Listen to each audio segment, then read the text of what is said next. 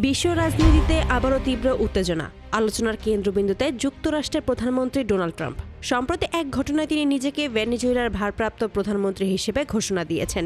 এমন খবর ছড়িয়ে পড়েছে আন্তর্জাতিক গণমাধ্যম ও সামাজিক যোগাযোগ মাধ্যমে। যদিও এ বিষয়ে এখন পর্যন্ত ট্রাম্প সরাসরি কোনো আনুষ্ঠানিক বক্তব্য দেননি, তবুও ঘটনাটি ঘিরে বিশ্বজুড়ে শুরু হয়েছে তীব্র প্রতিক্রিয়া ও কূটনৈতিক আলোড়ন।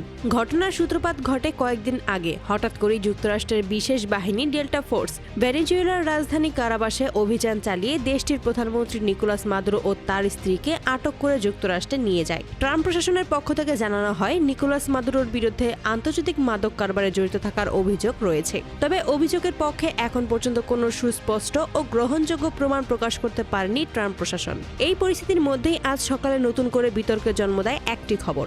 ডোনাল্ড ট্রাম্প নিজেকে ভেনেজুয়েলার ভারপ্রাপ্ত প্রধানমন্ত্রী হিসেবে ঘোষণা দিয়েছেন।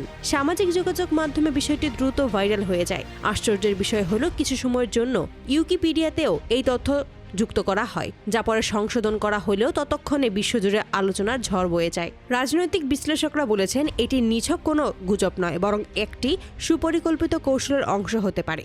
তাদের মতে ট্রাম্প প্রশাসনের আসল লক্ষ্য ভেনেজুয়েলার বিশাল তেল সম্পদ। উল্লেখ্য, ভেনেজুয়েলার বিশ্বের অন্যতম বৃহৎ তেল মজুদের দেশ। দীর্ঘদিন ধরেই দেশটির তেল খনির ওপর যুক্তরাষ্ট্রের আগ্রহ রয়েছে। বিশ্লেষকদের ভাষায়, ট্রাম্প তার রাজনৈতিক ও সামরিক শক্তি ব্যবহার করে ভেনেজুয়েলার তেল সম্পদের নিয়ন্ত্রণ নিতে যে কোনো সীমা অতিক্রম করতেও প্রস্তুত।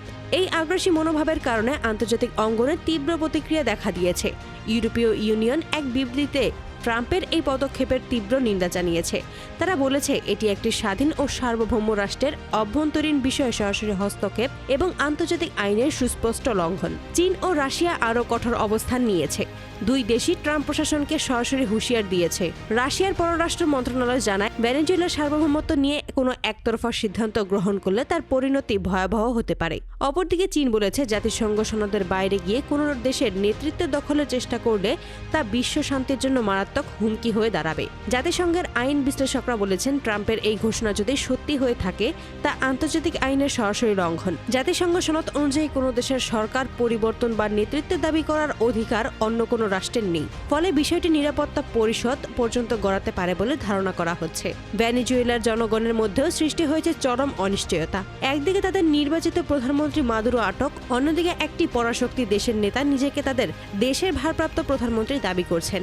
এতে দেশটির রাজনৈতিক স্থিতিশীলতা আরও সংকটের মুখে পড়তে পারে বলে আশঙ্কা করা হচ্ছে। তবে প্রশ্ন থেকেই যাচ্ছে, ডোনাল্ড ট্রাম্প কি সত্যিই নিজেকে ভেনেজুয়েলার ভারপ্রাপ্ত প্রধানমন্ত্রী ঘোষণা করেছেন, নাকি এটি একটি রাজনৈতিক চাপ তৈরির কৌশল? ট্রাম্পের নীরবতা ও এই রহস্যকে আরও ঘনীভূত করেছে।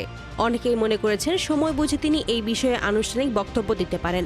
সব মিলিয়ে বলা যায়, ভেনেজুয়েলা ইস্যুতে ট্রাম্পের এই পদক্ষেপ বিশ্ব রাজনীতিকে নতুন করে অস্থিতিশীলতার দিকে ঠেলে দিচ্ছে। এটি কেবল দুই দেশের মধ্যকার দ্বন্দ্ব নয়, বরং এর প্রভাব পড়তে পারে গোটা বিশ্বের জ্বালানি বাজার, কূটনৈতিক সম্পর্ক এবং আন্তর্জাতিক নিরাপত্তার ওপর। শেষ পর্যন্ত এই ঘটনা কোন দিকে মোড় নেয়? ট্রাম্প কি তার অবস্থান স্পষ্ট করবেন, নাকি আন্তর্জাতিক চাপের মুখে পড়ে হটবেন? সেদিকে এখন তাকিয়ে আছে পুরো বিশ্ব। এই বিষয়ে আপনার মতামত কি? ট্রাম্পের এই পদক্ষেপ কি ন্যায্য, নাকি এটি আন্তর্জাতিক আগ্রাসনের নতুন উদাহরণ? আপনার মূল্যবান মন্তব্য আমাদের কমেন্ট বক্সে জানাতে ভুলবেন না। ধন্যবাদ।